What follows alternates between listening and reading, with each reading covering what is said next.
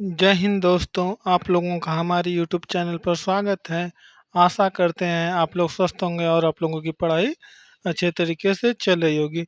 यदि आप लोगों को यह पीडीएफ चाहिए तो आप हमारे Telegram channel student point centre से जुड़ जाइए।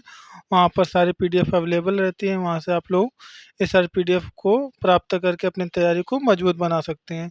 तो चलिए शुरुआत करते हैं आज के सेशन को।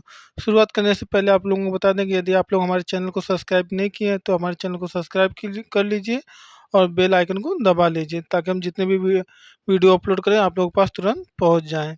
तो तो चलिए शुरुआत करें आज के सेशन को। आज का पहला प्रश्न है, अधिगम की प्रक्रिया में सबसे अधिक महत्वपूर्ण कारक कौन सा है? अधिगम की प्रक्रिया में सबसे अधिक महत्वपूर्ण कारक कौन सा है? इसका सही आंसर हो जाएगा हमारा ऑप्शन डी, अभिप्रेरणा। अधिगम की प्रक्रिया में जो है अभिप्रेरणा जो सबसे महत्वपूर्ण कारक होता है। अगले प्रश्न में चलते हैं। प्रश्न संख्या दो में पूछा कि संज्ञानात्मक विकास का सिद्धांत किसने दिया था? संज्ञानात्मक विकास का सिद्धांत किसने दिया था? तो हमारा इसका सही आंसर हो जाएगा ऑप्शन सी, पियाजे ने। संज्ञानात्मक विकास का सिद्धांत जो है पियाजे महोदय ने दिया था। अगला प्रश्न है प्रश्न संख्या तीन। प्रश्न संख्या तीन में पूछा कि थॉर्नडाइक ने किस सिद्धांत का प्रतिपादन किया था? थॉर्नडाइक ने किस सिद्धांत का प्रतिपादन किया था? तो इसका हमारा सही आंसर जो है ऑप्शन बी, प्रयोग एवं त्रुटि का सिद्धांत का प्रतिपादन किया था। थॉर्नडाइक महोदय ने प्रयोग एवं त्रुटि के सिद्धांत का प्रतिपादन किया था। तो हमारा सही आंसर क्या हो जाएगा? Option B. अगले प्रश्न पे चलते हैं। प्रश्न संख्या चार। प्रश्न संख्या चार में पूछा है कि बंधन की तीव्रता किस पर निर्भर कर प्रश्न संख्या चार में पूछा है कि बंधन की तीव्रता किस पर निर्भर करती है? तो इसका हमारा सही आंसर हो जाएगा ऑप्शन डी, उपर्युक्त सभी। बंधन की जो तीव्रता है प्रेरणा पर निर्भर करती है, अभ्यास पर और परिणाम तीनों पर निर्भर करती है। तो हमारा सही आंसर क्या हो जाएगा? ऑप्शन डी, उपर्युक्त सभी। अगले प्रश्न पे चलते हैं। प्रश्न संख्या पाँच में पूछा है कि कोहलबर्ग का सिद्धांत किस विकार से संबंधित है? कोहलबर्ग का सिद्धांत किस विकार से संबंधित है? हमारा सही आंसर जो ऑप्शन बी, नैतिक विकार से संबंधित है। कोहलबर्ग का जो सिद्धांत है नैतिक विकार से संबंधित है। अगला प्रश्न है प्रश्न संख्या छः।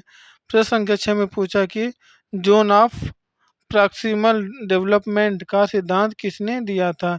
जोन ऑफ प्रॉक्सिमल डेवलपमेंट का सिद्धांत किसने दिया था? तो हमारा इसका सही आंसर है ऑप्शन सी, वाइगोत्स्की ने। जोन ऑफ प्रॉक्सिमल डेवलपमेंट का सिद्धांत वाइगोत्स्की महोदय ने दिया था। अगला प्रश्न हमारा है प्रश्न संख्या सात।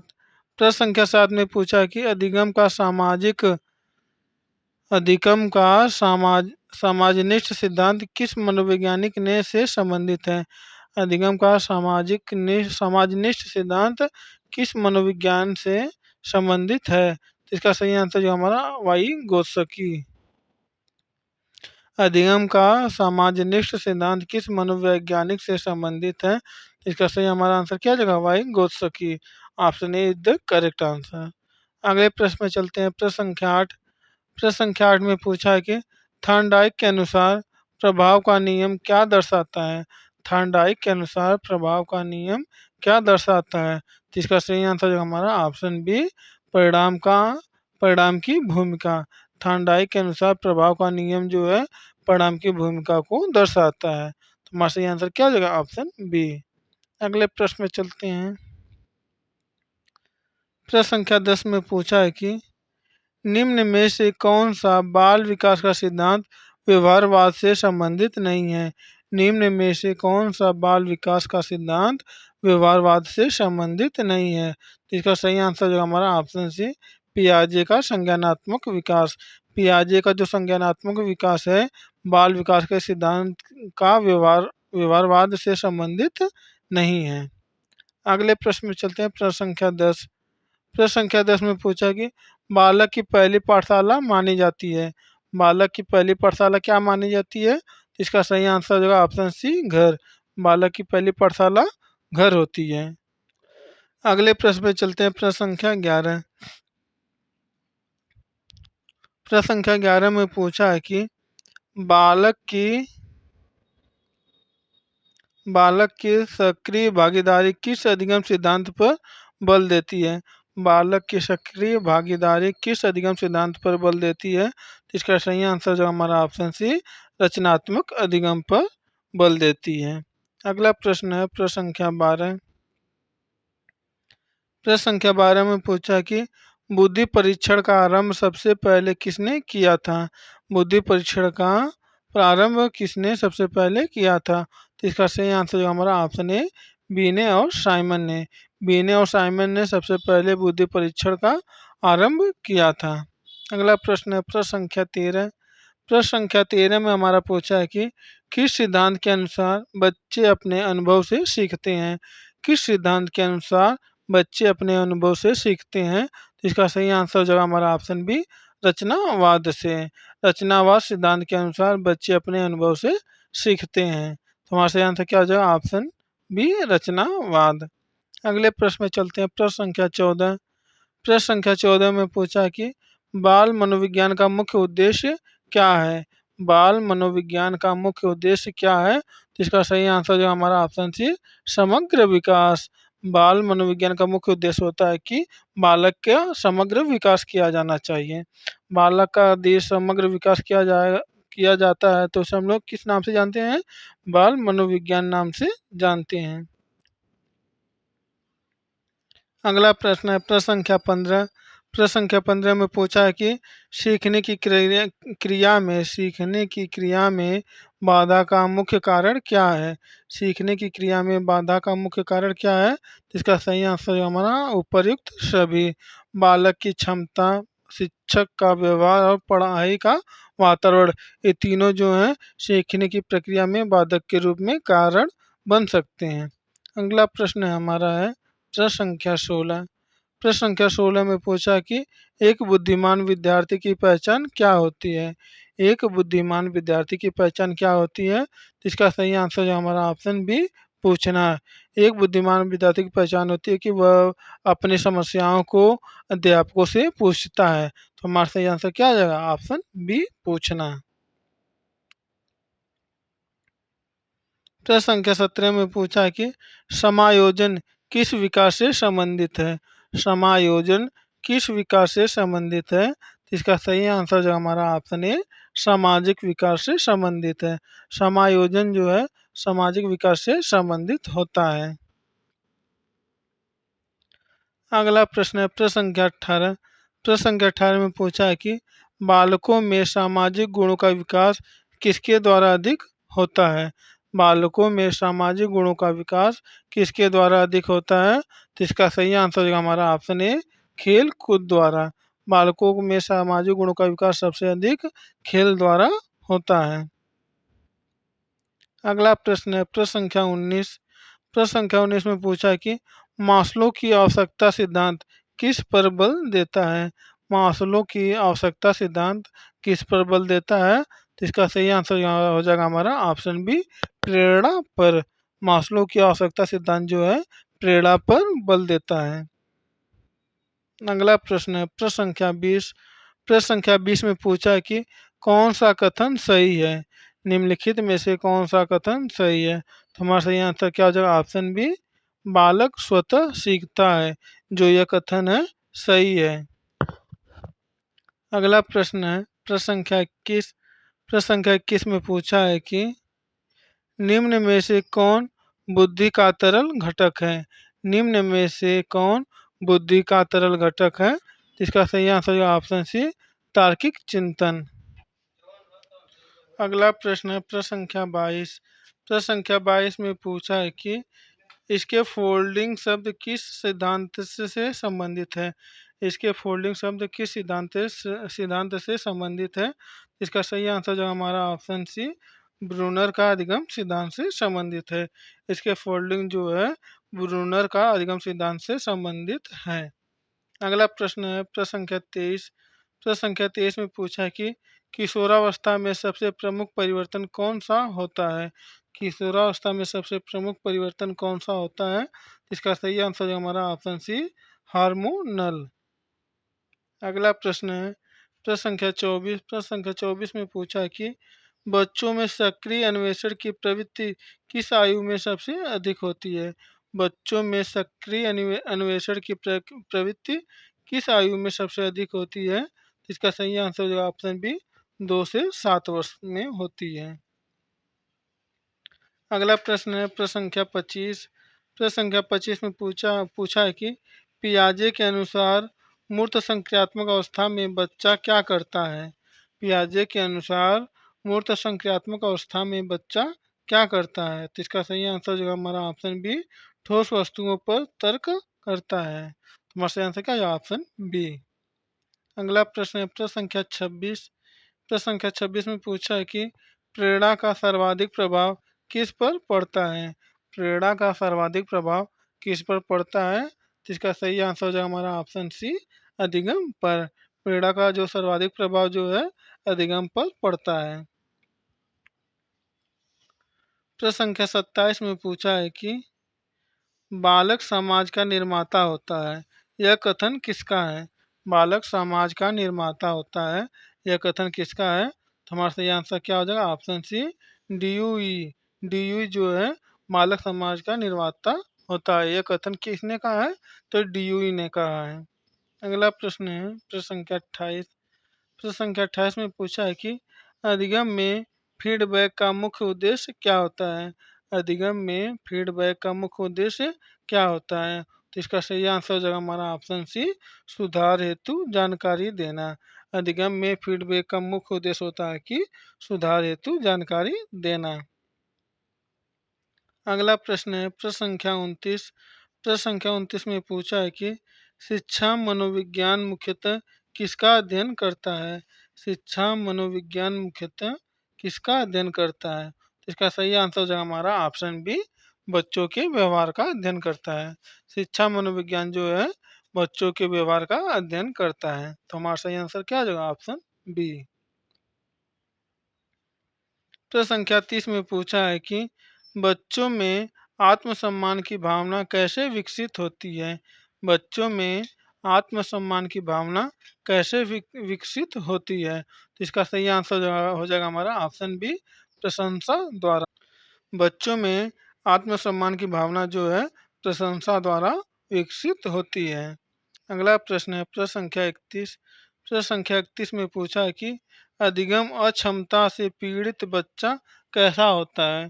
अधिगम अक्षमता से पीड़ित बच्चा कैसा होता है। इसका सही आंसर जो हमारा ऑप्शन सी सामान्य बुद्धि वाला परंतु पढ़ाई में कठिनाई। अगला प्रश्न है प्रश्न संख्या 32। प्रश्न संख्या 32 में पूछा है कि कौन सा सिद्धांत कहता है कि बच्चा सीखने की प्रक्रिया में सक्रिय भागीदार भागीदार है। कौन सा सिद्धांत कहता है कि बच्चा सीखने की प्रक्रिया में सक्रिय भागीदार है। तो इसका सही आंसर जो हमारा ऑप्शन सी रचनावाद। प्रश्न संख्या 33 में पूछा है कि शिक्षक को छात्रों की पूर्व ज्ञान की जानकारी क्यों होनी चाहिए। शिक्षक को छात्रों की पूर्व ज्ञान की जानकारी क्यों होनी चाहिए। तो इसका सही आंसर जो हमारा ऑप्शन सी पढ़ाने की शुरुआत सही करने के लिए शिक्षक को छात्रों के पूर्व ज्ञान की जानकारी होना आवश्यक है।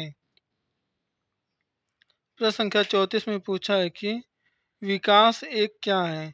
विकास जो है एक सतत प्रक्रिया है। इसका सही आंसर क्या है हमारा ऑप्शन सी है विकास जो है एक सतत प्रक्रिया है। अगला प्रश्न है प्रश्न संख्या 35। प्रश्न संख्या 35 में पूछा है कि बच्चों में व्यवहार परिवर्तन का मुख्य उद्देश्य क्या है।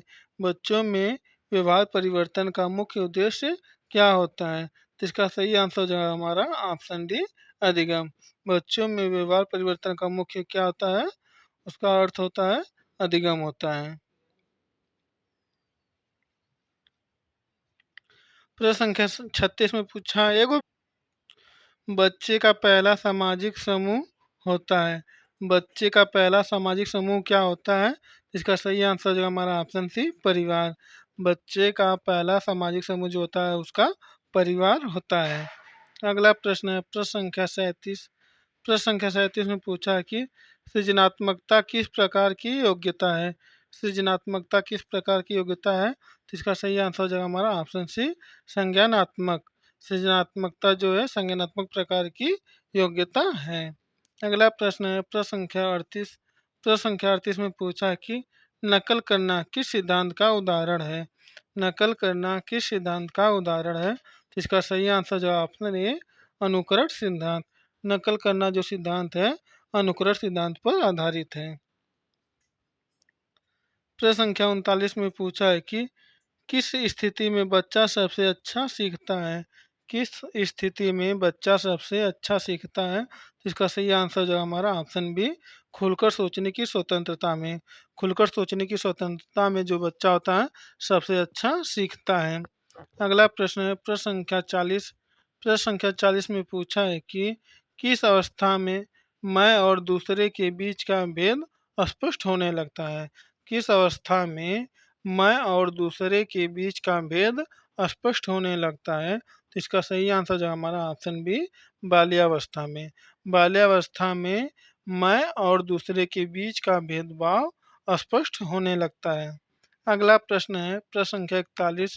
प्रश्न संख्या 41 में पूछा है क्या संज्ञानात्मक विकास का मुख्य केंद्र कौन सा अंग है। संज्ञानात्मक विकास का मुख्य केंद्र कौन सा अंग होता है, तो इसका सही आंसर जो है हमारा ऑप्शन सी, मस्तिष्क।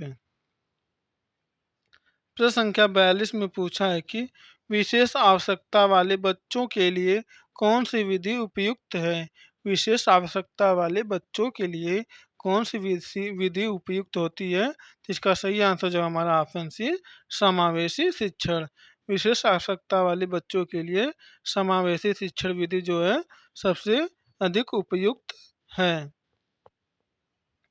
प्रश्न संख्या 43 में पूछा है कि शिक्षा में प्रेक्षण विधि का उपयोग किसके लिए किया जाता है।